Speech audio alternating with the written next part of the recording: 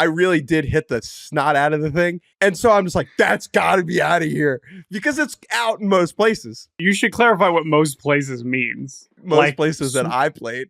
Okay, thank you. Hello and welcome to Baseball Barbacast, the only baseball podcast in the world that barreled up a baseball at the house that Jeter built today. I'm Jake Mintz, that's Jordan Schusterman, and yes, this episode will have a review of the 2025 Yankees-Red Sox media game, which I know all you listeners are eagerly waiting for. Oh, and if you're watching on YouTube, you're going to be treated to one heck of a video of Jake Mintz taking the swing of his life. But we are not going to pamper Jake's ego too much at the start of this show. We will save that it's already big. For later on this Friday edition of Baseball Barbacast. We have a couple big pieces of news that we're going to dig into, and that is going to be our opener.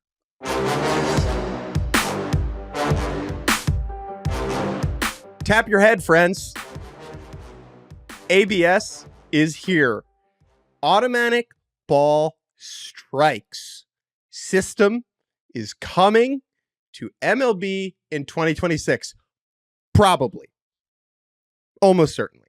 Rob Manfred, the commissioner of the sport, spoke this week and gave some very clear intentions about the league's desire to move to the automatic ball strike challenge system. Let's be very clear. This is not full-blown robo-umps where the umpires are merely just standing back there and signaling whatever's coming into their ear.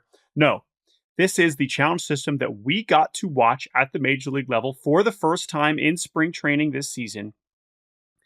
And while there is technically this 11-person competition committee that has to review potential rule changes, it appears that there are enough people on said committee that this is in all likelihood going to happen because Rob Manfred wants it to happen, and the league gets to kind of make rule changes almost whenever they want now. Now, that's almost a separate, bigger conversation, and as we know over the past few years, we have seen a lot of changes to the game, some of which have been awesome, some of which some people don't like. We've grown very used to a lot of these being very normal in our sport, whether it's the pitch clock, whether it's, the extra, the rules about pickoffs, whether it's extra innings, automatic runner, all these things, we're just like, yeah, that's baseball now. And it's possible that if we introduce the automatic ball strike system, that in 2-3 years, well, yeah, that's baseball now. But I think this is a pretty massive, in some ways, maybe even the biggest change we've seen yet in a lot of ways, and will truly alter in some ways how the sport is played. I really do believe that. So let's get into this. We did get to watch this in spring training. We saw it in person. Not that we watch a whole lot of spring training, but it was happening multiple times a game. And so they got player feedback, and we have data, which is also fascinating, about how often players were right in terms of challenging balls and strikes in their first go at it. But when you first hear that this is coming, not that this is a huge shock based on how the league was talking about it in spring training, where does your mind first go? I feel a need to remove and separate what I prefer and what is best for the sport. Okay. So personally, bad home plate umpiring does not bother me. It does not. Maybe that is because I played bad Division III baseball and the umps were even worse. And I watch big league umps and I'm like, they're pretty good, right? Maybe it's because I'm not cheering hard for a team and living and dying with moments late in games anymore.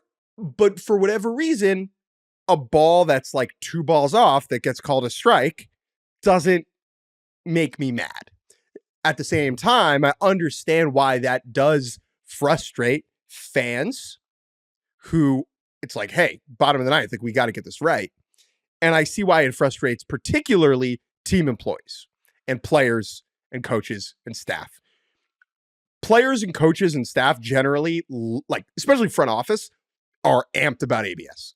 Like this is something that they're looking forward to significantly. For me, I don't need it. It does not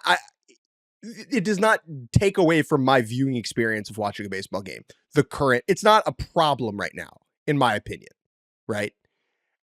How do you feel about it on a very macro level.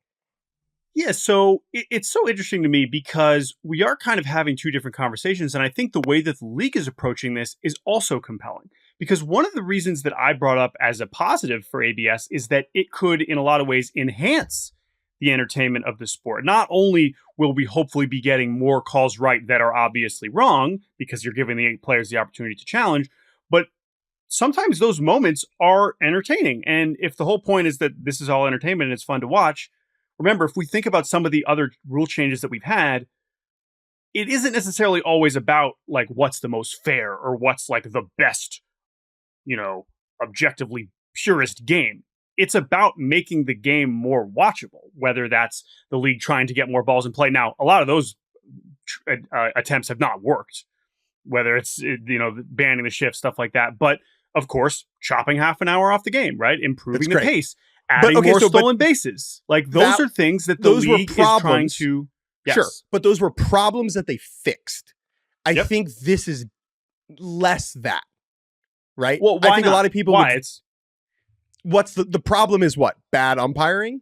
Yes, which, again, I agree with why you don't and me don't care about it as much. But that is a huge thing that bothers fans. But the question is, and we aren't going to be able to answer this when we talk about this today, will this actually fix that?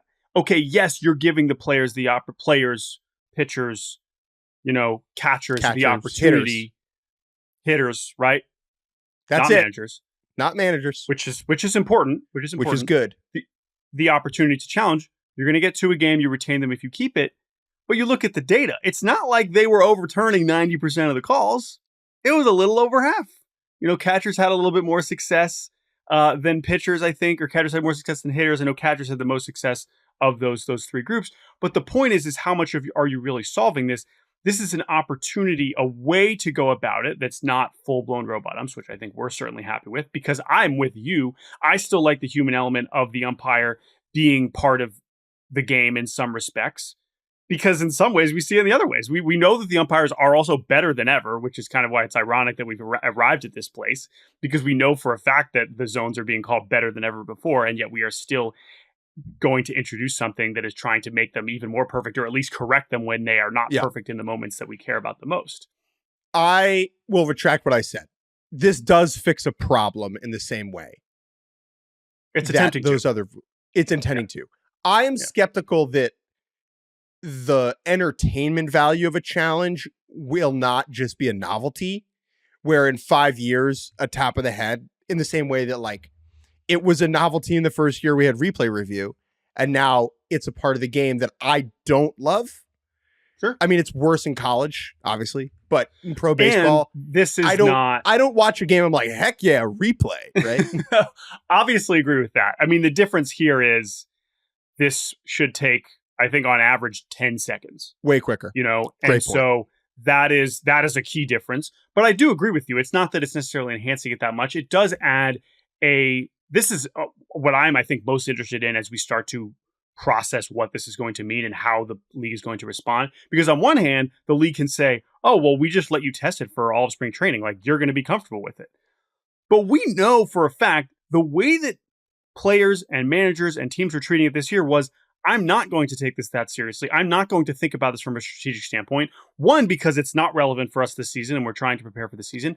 And two, because spring training is not real. And this is going to be true next year, even if they do know that it's coming. And that is what I'm really interested in, is that we really will never know how they are actually going to treat this until it is in the regular season. That is scary and fun. They didn't have it set up at every park. And so certain teams got to experience it way more than others. Yep. And so it's just not, they need to have this ready to go in every spring training facility for next year. And I imagine that they will. 100%. I want to be very clear about something here, that this is not full robo-umps. I think that is a very important distinction, right? This is not pitch happens, umpire gets a buzz in their pocket. If it's a strike, calls a strike. That does exist in the minors. Yeah. That was tested. It got pretty low reviews from players because of how it fundamentally changes the sport, the way pitchers pitch, the way catchers catch. If you're going for the rule book zone and you throw a curveball up in the zone that nips the top, that is technically a strike. That is not a pitch anyone throws. That is not a pitch that anyone at any level that below the big leagues will ever throw. And I think that is important to understand here. What I like the most about the challenge system is that it doesn't alter baseball development from the bottom up, right? If you have full robo-umps, you're changing the way that the catcher position is structured. You're more willing to okay, if Rob Manfred said full robo-umps next year, I'm calling Kyle Schwarber and I'm like, hey, I want you this offseason to see if you can try it out back there, right? Now, pitchers still need to throw and there's still an element of game calling and receiving. I understand that, whatever. But it would lower the bar significantly if we had full robo-umps. And I don't think this is going to do that. I really don't think this is going to do that. And I think that's a good thing because the human element of watching a catcher frame, I enjoy and I think is interesting. And then the human element of different umpires having slightly different zones, I also find interesting. The idea that, we got, who's the tall guy? The 6'7" guy? Jordan Baker. Jordan Baker. Got Jordan Baker back there tonight. Gonna have to adjust slightly. Every day is different. I think that's a compelling aspect of our game. If I was the hardball czar, I would probably, and I could just choose, I probably would not do the challenge system for my own personal preference. I understand why it's being implemented. I'm excited to see it, and I'm very excited that we're not doing full robo-umps. Yeah, I'm totally with you. And I think that while I agree with you about the developmental point that if we're not just completely eliminating receiving, and I'm glad that that's true, there's still a path towards learning how this works. Now, it's going to be on a smaller sample, and it's going to be way more subtle, but you can imagine a situation if this might take multiple years, where catchers do understand this pitch is more likely to be called a strike, or I have a better chance of challenging it in this spot because I understand where this robo zone is. And you know what? That's fine. If we're talking about a couple pitches a game and catchers can learn that, I'm compelled by that. Yeah. Then there's the whole other element of is Las Diaz getting challenged into the ground? I want to talk about this. This is compelling too. I was at a spring training game. I think it was Tigers Phillies. And Laz was behind the dish and he got challenged way more than any other spring training game I was at because he is not a good umpire, right? His home plate zone is really bad and hitters know that. And so they're over challenging him on the assumption that he's wrong, but he's right more than they think. And so I would imagine that the worst umpires will have some of the higher challenge rates. I agree. And I think that's fascinating, but I do still think that is what I am most curious about. And I'm repeating myself now, but we just aren't going to know because players are not, there's probably going to be teams. Again, we did not get this year. Sure, they understood how it felt to tap your helmet and look up at the screen and functionally the act of challenging and seeing it go. That's really what it was. It was entirely a test drive. The functionality and the execution of it in a real major league game that counts, we don't know, and I don't believe we're going to know next year either because spring training is not real baseball. It's not the tension, the leverage, the who's pitching in what order, that doesn't exist. And teams are not going to suddenly start treating spring training like the regular season just so that they can prepare for the challenge system.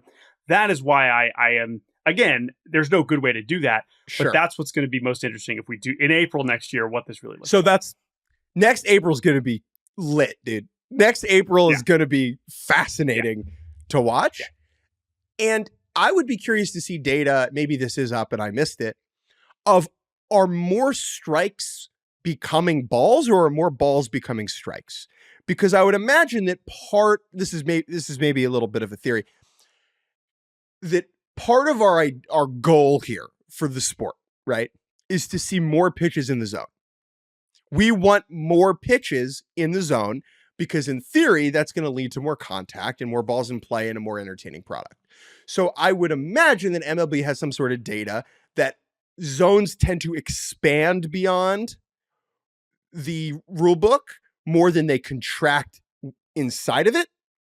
And so this is going to lead to more strikes overall and hopefully induce hitters to swing more often or make more contact on pitches in the zone. That's just a theory. One last strategy point, and then we can wrap this up. If I'm a manager, I am forbidding almost all of my pitchers from challenging, like blanket rule.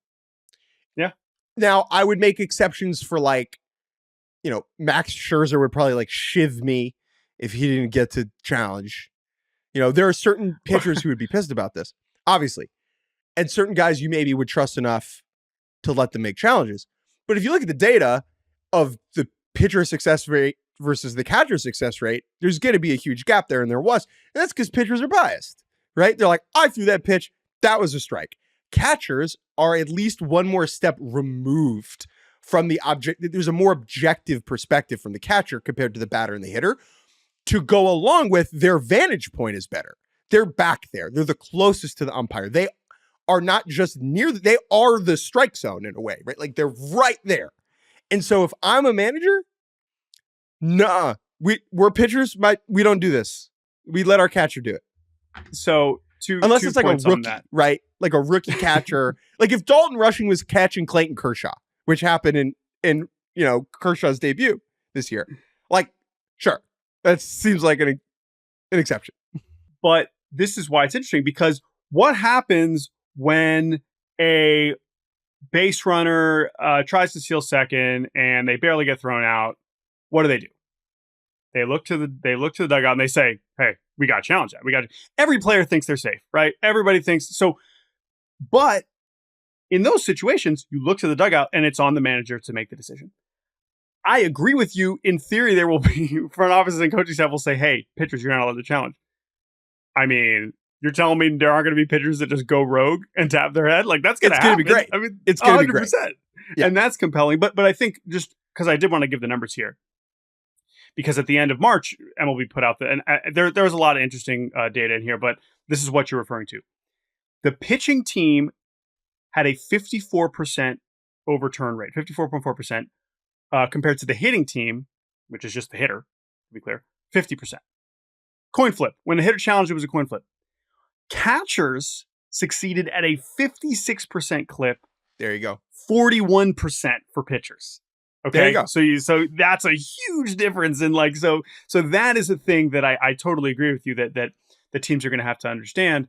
At the same time, I would be start to institute fascinated those rules, to know the training, but it's just not the same thing. Do the pitch type breakdown? I'm sure is fascinating. Sure. I would say fastballs are probably easier to challenge. Right. Like you're more successful. Really fast, though. They are fast. That's why I don't know. So there's so many parts with this, and there's so many different angles we could go to. But that's the thing that I just want to hit home about is just like, if we're going to do this next year, they're going to test in spring training. To your point, I hope they have it in every park, but we really won't know. I think the adjustment for the pitch clock in spring training, I think, was easier over time. Not only because you had a lot of players that had already done in the minor leagues, but also that that's more of just the rhythm of the sport. It's not. The strategy is not as much there. Maybe a little bit with the pickoffs, but I think that there's going to be so much more to adjust to here, even if it's a few pitches a game. So I'm interested in this. I am mostly pro, but I do think that there are some elements that I'm still a little uncomfortable with. But hey, Manfred wants to change a rule. That's generally what's going to happen. Let's take a break. And when we return, the other big bit of news involving the White Sox of Chicago. We'll be right back on Baseball Barbecast. And welcome back to Baseball Barbecast, our second massive news of the week involves the Southsiders. Jake, we need to talk about the White Sox. Do we? Yeah, we do. And not just because they split with the best team in baseball, the Detroit Tigers. Hello. The White Sox only won 3 games against the Tigers all of last season. They win 2 this week. And boy, they are scorching hot. No, we're not going to talk about the team that much, though I do have a few thoughts at the end of this conversation. No, this is much bigger news than anything that is happening on field for the White Sox. And I know that White Sox fans feel the same way. As much as they love Chase Mydroth like me and Shane Smith and some of the good things happening on the farm. No. There is a big development in White Sox world that now does this matter right this instant? Maybe not, but this is a big deal. Jerry Reinsdorf, who has owned the White Sox for 45 years, hell yeah, dude, has officially announced at least a path to no longer owning the White Sox. Which is, again, that is a huge deal. Now, who's the lucky guy that's going to be owning the White Sox after Jerry Reinsdorf? His name is Justin Ishbia. Justin Ishbia, the brother of Matt Ishbia, who is the owner of the Phoenix Suns. And for those NBA fans listening to this podcast, know that Matt Ishbia has had a rather dramatic and tumultuous beginning to his ownership of the Phoenix Suns. Justin also involved in that ownership group, but it seems like Justin really wanted to kind of do his own thing. And quietly, in the past few years, he bought a minority stake in Chicago White Sox. And then over the offseason, with the division rival Minnesota Twins for sale, and by the way, still for sale, it seemed like Justin Ishbia was interested in buying the Twins. And then at some point along the way, it was like, just kidding, Justin Ishbia is no longer involved because he's more interested in buying more of the White Sox. And apparently, basically with Jerry Reinsdorf's blessing, like even before this news this week, which is that as soon as 2029, Jerry Reinsdorf will have the option to sell the majority stake to Justin Ishbia. It seemed like Jerry Reinsdorf was like, hey, I'd rather you get more involved here than go buy the Twins and, maybe make our life difficult here in the AL Central. So with all that in mind, this is pretty massive news. Now, the timing here is interesting, right? So the details are that from 2029 to 2033, Reinsdorf can sell the team, the majority, like he has the option to. 2034, it flips and Justin Ishbia can just buy it. He can just, if he wants to suddenly buy the White Sox and be in charge of the White Sox, he can do that. But they make very clear, they say nothing is changing until 2029. Like that is a big part of this announcement, is they're saying nothing is changing until 2029 other than Justin Ishbia infusing a bunch of cash to cover debt and start, slowly running team operations. Here's the thing, Jake. Yeah. Jerry Reinsdorf's 89 years old. What? Respectfully. Respectfully, 89 or? Respectfully.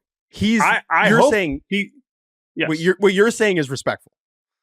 Yes. I am saying that respectfully, it is not a surprise that at age 89, Jerry Reinsdorf has finally decided we should probably come up with some sort of plan to move on here.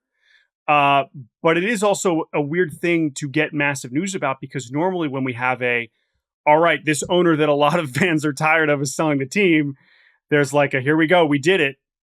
But the fact that we do not know when this is going to happen over the next 6 or 7 years, and the fact that it could not happen until 2034 when like Hagen Smith is in his second year as a Dodger is like very kind of strange to process. Yeah, dude. But he's like a young 89 though. Yeah, for sure. He's a spry 89. Also, yeah, that part's weird. I'm realizing that means he's owned the White Sox for more years than he hasn't. Correct. Roll the dice, flip a coin on the year. Chances are he owned the team. Here's a quote from Big Jimmy. What's like the nickname for Jerry? I guess it is Jerry. Gerald. Is it Gerald Reinsdorf? Look that up for me while I say this. Quote, having the incredible... What do you say? Yeah. I think it's just Jerry. I think birth name Jerry. I could be wrong, but... Government name Jerry? I don't know. Not Gerard like DePoto. Having the incredible opportunity to own the Chicago White Sox and be part of Major League Baseball for nearly 50 years has been a life-changing experience. White Sox fans feel the same. Reinsdorf said in a statement, quote, I have always expressed my intent to operate the White Sox as long as I am able and remain committed to returning this franchise to the level of on-field success we all expect and desire. Well, my dude, 7 playoff appearances in 45 years is not exactly, you have not established a track record of greatness, big guy. But yes, but what he's referring to there is like the current moment. And this is why I'm so interested in this story, because it is massive news. Jerry Reinsdorf, finally saying, there is a path for me to not on the team. But that's not really what he's saying. But I mean, it is functionally saying, because this is like a legal agreement. But this is the first time this has happened. It's the first time this has happened. That's why this is news for the following reason. What Jerry Reinsdorf is saying here, I'm going to translate this for you, okay? Here's what he's saying. I, Jerry Reinsdorf, will one day die. That's what he's saying, okay? That is what this is. How many more years of cognizance does he have left? Right? This is my point. What he is doing here is creating the succession plan, right? And it's about so that he feels comfortable that when he's gone, the White Sox are in good hands, friendly hands, familiar hands. We don't know. Comfortable hands. We don't know. Look, Jerry could have sold this to a lot of people. He clearly sold this to Ishbia because he likes Ishbia or thinks Ishbia will do a good job or whatever. That was the pick. He's making the pick, not someone else. That's important to Jerry Reinsdorf. He is lucky here that he has made this choice before he dies.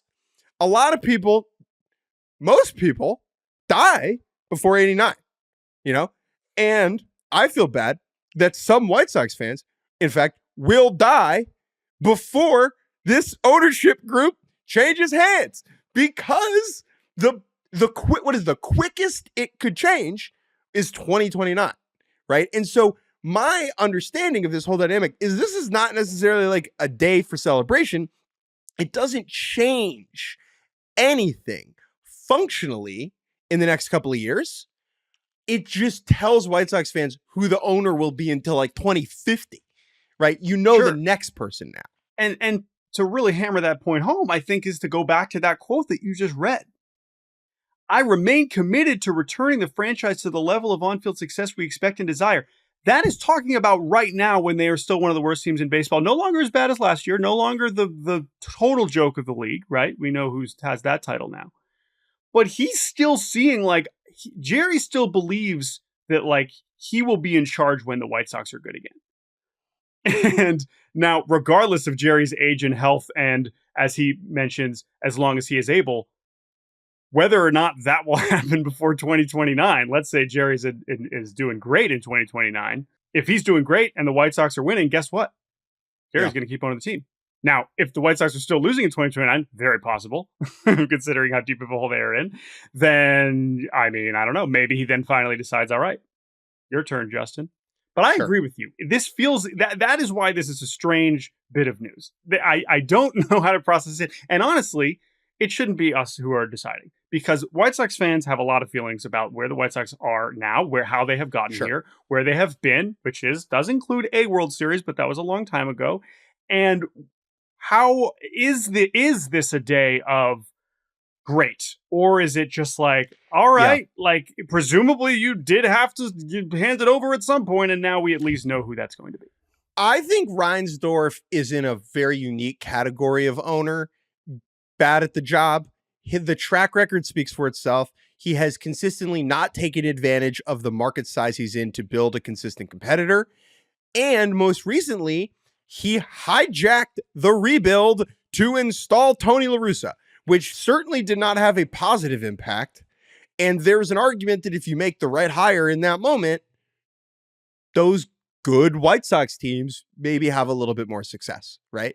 Yeah. I think it is interesting that Ishbia chose the White Sox over the Twins. I would like to talk about that now, because there is something Metsy here, something Metzian about the White Sox, right? They are the little brother in the big market. Cubs are 1, they're 3, respectfully, right?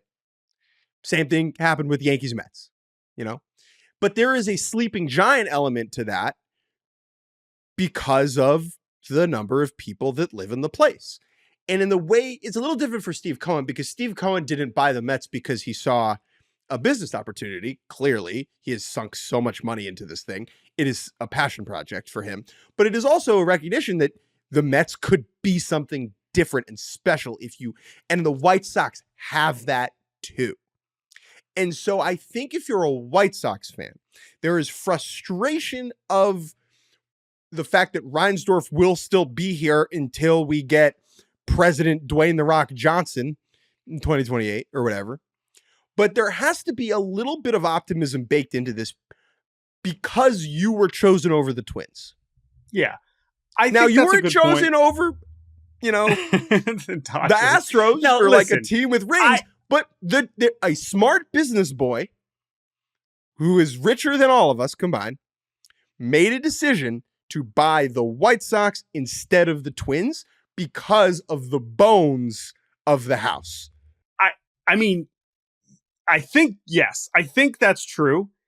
Clearly something has gone on with the Twins sale that has slowed things down, and it might just be the Twins owners, Pohlads, asking for more money than Justin Ishbia wanted to give them. So there's absolutely just financial elements to all of this that I cannot speak to specifically. And I look forward to reading more reporting about this. I know that like Dan Hayes has had some great reporting about this during the Twin sale. And we're going to learn more about this. I think your macro point is fair. There's some other differences, right? Like the Ishbias are from Detroit. Like they're from Michigan. It's not like a grew up a White Sox fan, like a Steve Cohen situation.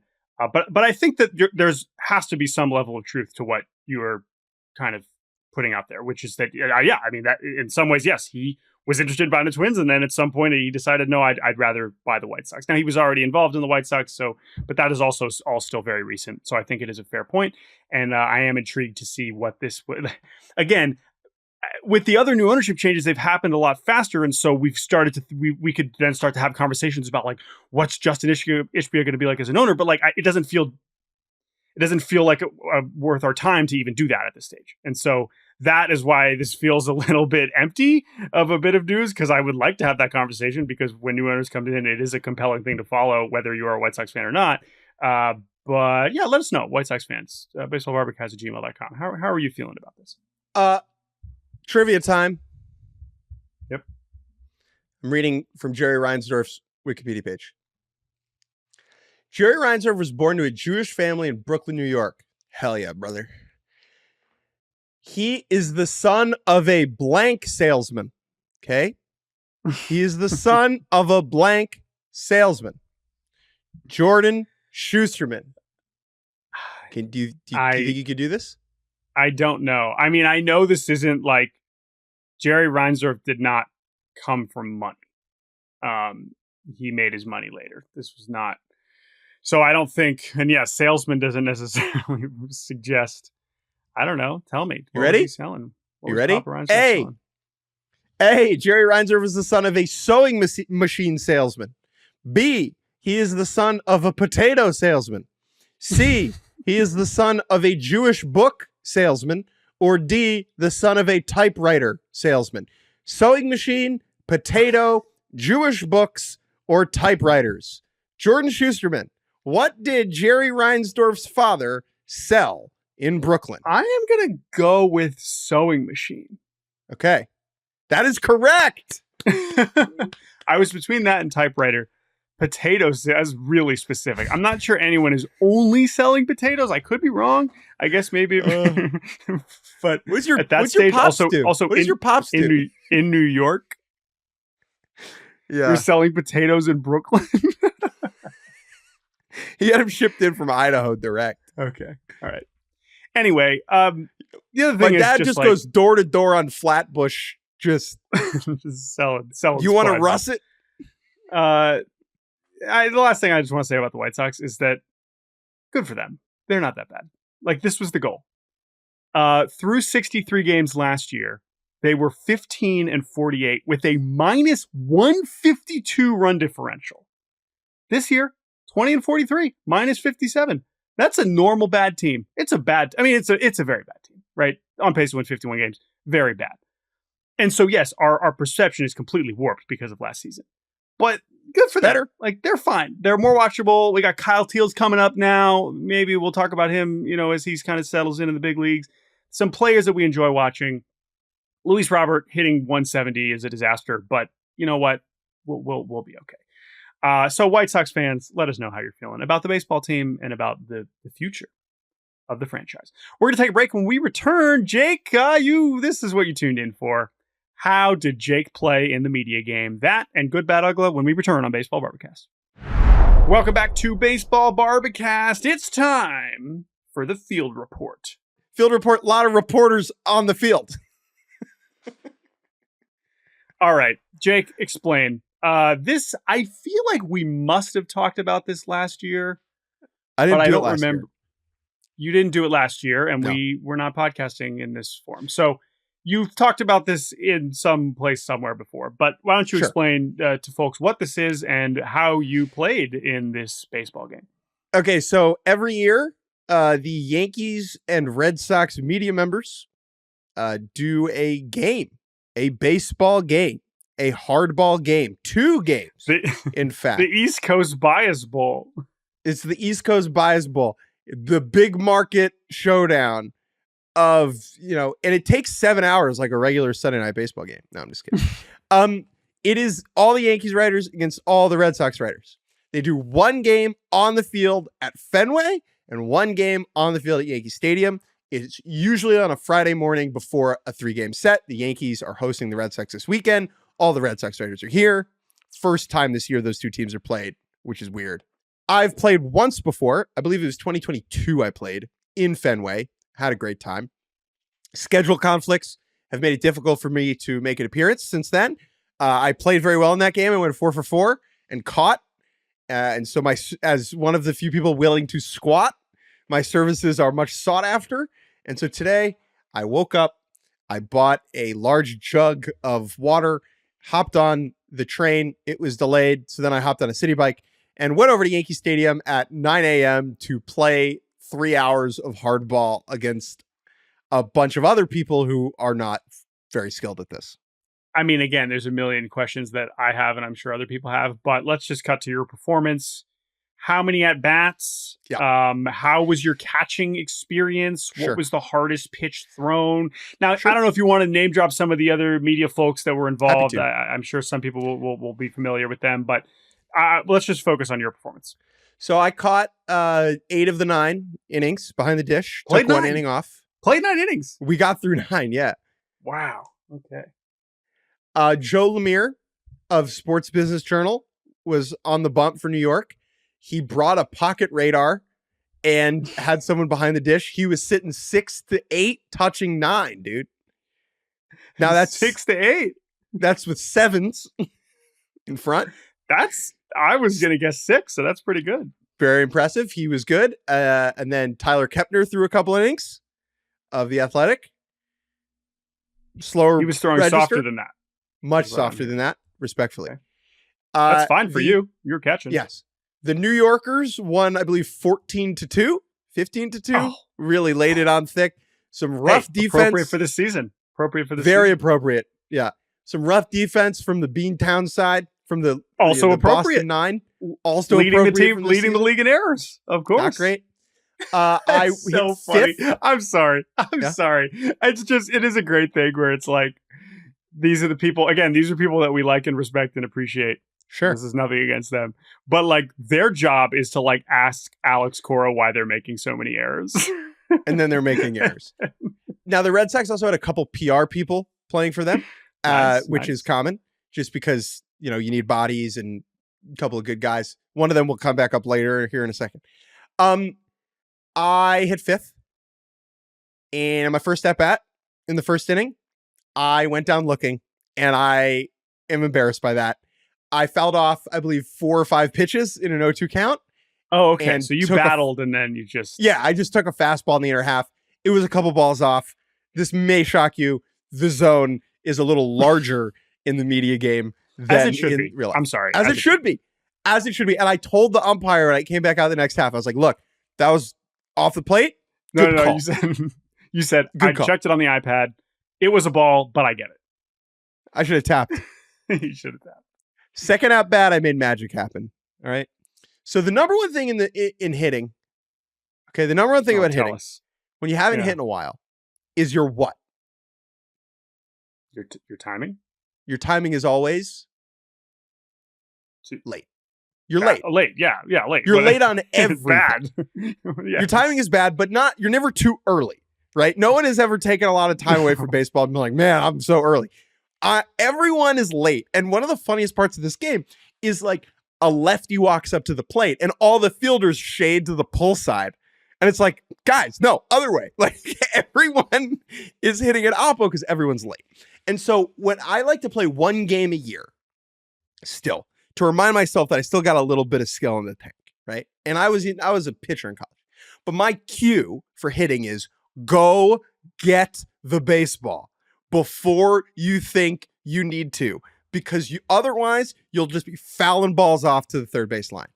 And I caught I believe a 1-1 heater out in front on the front leg, went and got it and drove it down the line in right with some elevation and short hopped the Yankee Stadium fence. It was in the air for long enough that there was legitimate tension about whether it was going to get out.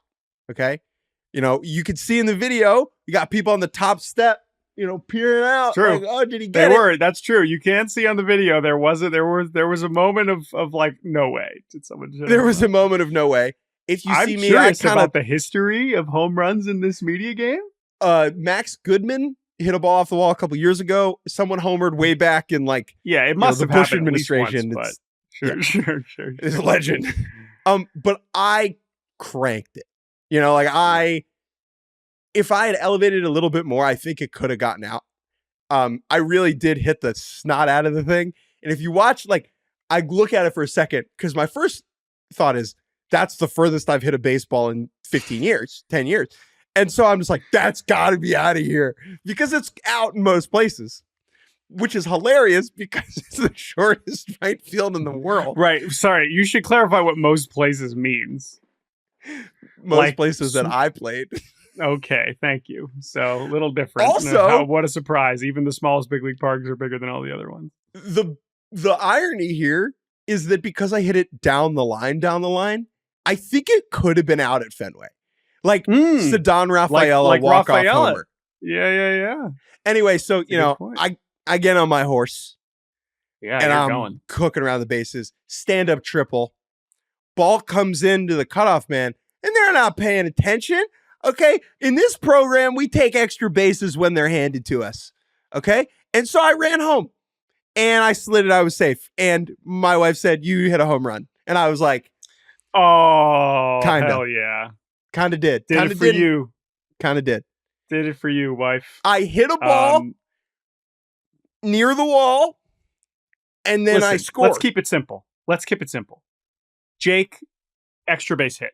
Fact. Indisputable. There's no, however you want to describe exactly where you ended up, whether it was a double, whether it was a triple, would it have been a triple with Aaron Judge playing right field? Probably not. No. But, you know, it's probably a double, you know, probably not a home run. So good for you. Sent you this got video, the same, sent this video to a member of the New York Yankees, friend of the program, Carlos Rodon. Jordan, can you read what Carlos replied? I won't read what you said, but he did say barrel. Just one word, barrel. Carlos knows. I mean, Carlos hasn't allowed a lot of barrels this year. So, he has in the past. He knows in the past. He does know what it looks like. He's probably allowed. He's allowed some doubles into that corner for sure. 100%. Sure. Who hasn't? Anyway, it's one shining moment type stuff. Yeah, for sure. This and here's what's kind of sad. That's the best I'm gonna hit a baseball the rest of my life. Like I don't think I'll hit a ball that good again. Yeah, but at the same time, like if I had asked you this morning, like what's gonna be, you probably didn't think. You already exceeded your expectations, so maybe why not do it again next year? I mean, let's see. Yeah, like you give me an off season with Teacher Man or you know any of these, elevate a little more, just, you know, get a little more loft. Got to get in the back hip. This is the thing. You watch big league hitters, and you're like, wow, what? That's the best guys are so simple, right? Right. Like they're very. It's easy. It's not complicated. You know why? You know why? Because they're so strong. Like Aaron Judge can just touch the ball and it goes over the fence. I have to swing with every last fiber in my body to get it to go off the bat hard because I'm a weak boy. I had two more at bats. One of them, fastball in on my hands, rolled over to first, gave a really strong 90, but I was out on a 4-3. And then scary moment in the last at bat. Comebacker? Laser. Like I think exit velo on this maybe harder than the other ball I hit. laser right at the pitcher, Red Sox PR guy. Okay. He snags it, Jose Fernandez Tulo style, like just right in the glove, like a thud crack. What a beast. Whoa! And I'm so happy he caught it because I would not have gotten any access to any Red Sox for the rest of my life if I sent a Red Sox PR guy to the hospital. Yeah, that's bad. That's awesome. Congratulations on your 1 for 4. I mean, yeah, but the slugging percentage is. And I gotta say, look, catcher is a tertiary position group, right? That's true. 1 for 4 with an extra base hit as a catcher is, we love that. Yeah, like, we'll take that. We'll take that all day long. And I hit another hard hit ball. But there's so many funny things about this experience. Your ex-Woba is, it's through the roof. You got to come because anytime there's a fly ball, everyone's like, "Oh my god, it's gone!" And then it's like, that's a fly out. Like we suck. Right? Also appropriate for Yankee Stadium. So, anyway, thanks for letting me yap awesome, about that. I had a great time. No, that's great. Congrats. You and Pablo Reyes have the same number of extra base hits. All right, it's time for the good, the bad, the Uggla. Something good, something bad, something Uggla from the past week in baseball.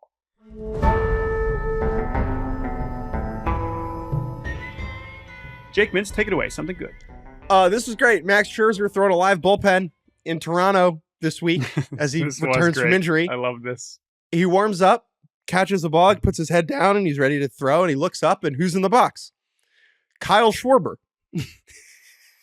Kyle Schwarber, who was his teammate with the Nats in 2021, which is hilariously weird to think about, right? They just never feels like they overlap. But they're pals because Kyle Schwarber's pals with everyone. And it was great to see Scherzer's reaction of Schwarber getting in the box. Schwarber must have been in, taking live BP early, or I don't know if he planned this, but he was wearing a uniform, full gear, helmet, the bat, everything. Great bit. Baseball dudes doing a good bit on camera. We love a good bit. Great job, Kyle Schwarber. Max Scherzer was like, "Get out of here." And then everyone laughed. You also see all the Blue Jays players behind the net giggling. Good. Good job. No notes. Good job, everyone. This was also so funny because, to your point, and we talked about live BP with Ohtani. We've talked about these normally happen so much earlier than BP. So I do commend Kyle Schwarber here because he was clearly committed to get into full uniform and do this hours and hours before the game. All over it. Schwarber. My good this week is the softball and the baseball. College sports rolls on.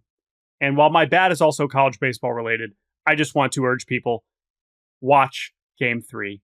Texas Tech tonight, Friday night, 8 p.m. Eastern on ESPN. It should be great. The first 2 games have been very chaotic and very weird and some moments we've never seen before. But Kennedy got the job done, even with the Texas rally last night. And then the Division I baseball super regionals are this weekend. And that is also one of the most fun weekends of baseball that we have. So I encourage everyone to check those out when we find out who is going to Omaha. Let's go to the bad, Jake. What you got? The Braves. Oh. Whew. Whew. Dude. And that's it. I mean, think about this. We had this conversation on Wednesday. I love when this happens. Braves? I love when this happens. Stuff happening over there. Yeah. We spent some time on the team and we're like, things are going terribly over there. And then the team will win 2 games in a row and we look stupid. I love when we're like, this team's something's weird here. And then they just have a all-time catastrophe. The Braves are winning 10-4, headed into the top of the 9th at home on a getaway day against the Arizona Snakebacks. Into the game comes Scott Blewett. Uh-oh. He does. I feel bad for Scott Blewett. He's actually not that terrible. He's a totally fine fill-in back-end reliever. If his name was Scott, Schmaltz or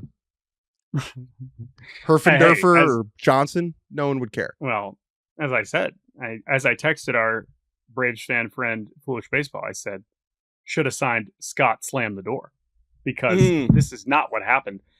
Scott Blewett's been getting these jokes for years. This was the most... This is the first time I've seen Scott blow it, though. Now, it wasn't just him. And then after Scott Blewett comes Rice L. Iglesias, who cannot so bad get out of it. He was one of the best closers in baseball last year. I just want to quickly, this is one of my favorite things. This is the top of the 9th inning. Give me that. The Give me Arizona that at bat Diamondbacks. by at bat. Gino Suarez strikes out swinging. Hey, we got one. Got one. We got one. We're up by 6. What's the big deal? Lourdes Gurriel homers. Fly ball to left field. Hey, we're good. That's fine. Uh-oh. Don't worry. Still, Tim Tawa, the terrible Tawa. He walks, moves to second on defensive indifference. Should have been different. Oh. Alec Thomas homers. 3-run game. Uh-oh. Hey, flush it. Flush it. Hey, rally killer, though. We killed Rally the momentum. We gave him a home run. You know, it's a rally resuscitator. Jose Herrera walks, and in comes Raisel Iglesias for Scott Blewett. And at this point, Diamondbacks are like, you know, it's good to get the closer in the game. Like, you know, we really fought at the end. Love to see that fight from our guys. Like, good series in Atlanta. Whatever. Corbin Carroll, though, good player. Double. Second, third. Ketel Marte, single. 10-8. Geraldo Perdomo pops out to shortstop. Oh, 10-8. Oh. We got 2. 2 down. Still up by 2. Hey, got 2. Ildemaro Vargas, who 2 weeks ago was interfering with AAA baseball. Singles on a line drive to cut the lead to 1. Corbin Carroll scores. Gino Suarez, who struck out to start the inning. He's up. 2-run double. Diamondbacks take the lead. Amazing. Gurriel walk. Tim Tawa line out. Good job, Braves. You know what'll fix that is calling up Craig Kimbrell. They did do that. He is now with the team. I believe they got rid of Scott Blewett as the corresponding, but everything's fine in Atlanta. Don't think too hard about it. I'm very excited to watch Kimbrell. How many saves for Craig Kimbrell this season? Over under 3.5. Over. Yeah. Over under 9.5. Over. Iglesias he's just totally cooked. So all right, Braves had to San Francisco. Dude, they had to sit on the plane from Atlanta to San Francisco with this loss. It's the opposite of a happy flight. Oh.